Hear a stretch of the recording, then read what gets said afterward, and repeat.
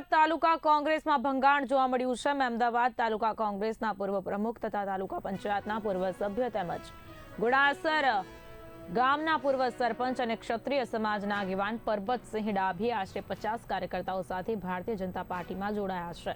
નડિયાદ ખાતે આવેલા કમલમ કાર્યાલયમાં યોજાયેલ કાર્યક્રમ દરમિયાન ખેડા જિલ્લા ભાજપ પ્રમુખ નયના પટેલ, જિલ્લા મહામંત્રી અમિત ડાભી તેમજ ગુજરાત સરકારના પૂર્વ કેબિનેટ મંત્રી અને મહેમદાવાદના ધારાસભ્ય અર્જુનસિંહ ચૌહાણની ઉપસ્થિતિમાં તેઓએ ભાજપનો ખેસ ધારણ કર્યો હતો।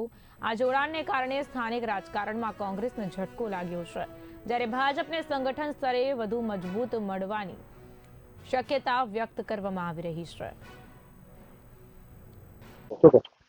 આજે ખેડા જિલ્લા કમલમ ખાતે મહેમદાવાદ વિધાનસભાના 12મુવાડા જિલ્લા પંચાયતની સીટમાં મહેમદાવાદ તાલુકા કોંગ્રેસ સમિતિના પ્રમુખ રહી ચૂક્યા, તાલુકા પંચાયતના સભ્ય રહી ચૂક્યા, આટલું બધું સિનિયર આગેવાન હોવા છતાંય ભારતીય જનતા પાર્ટીની વિકાસની નીતિને જોઈ અને આજે ખેડા જિલ્લા કમલમ ખાતે જ્યારે કોંગ્રેસના આટલા સિનિયર આગેવાનના 50 કાર્યકર્તાઓ સાથે ભારતીય જનતા પાર્ટીમાં જોડાવા માટે ઉપસ્થિત થયા હોય ત્યારે અમે બધાએ એમનું ભારતીય જનતા પાર્ટીમાં આજે પાર્ટીના સ્થાપના દિવસે એમને આવકારીને એમને સન્માન્યા છે।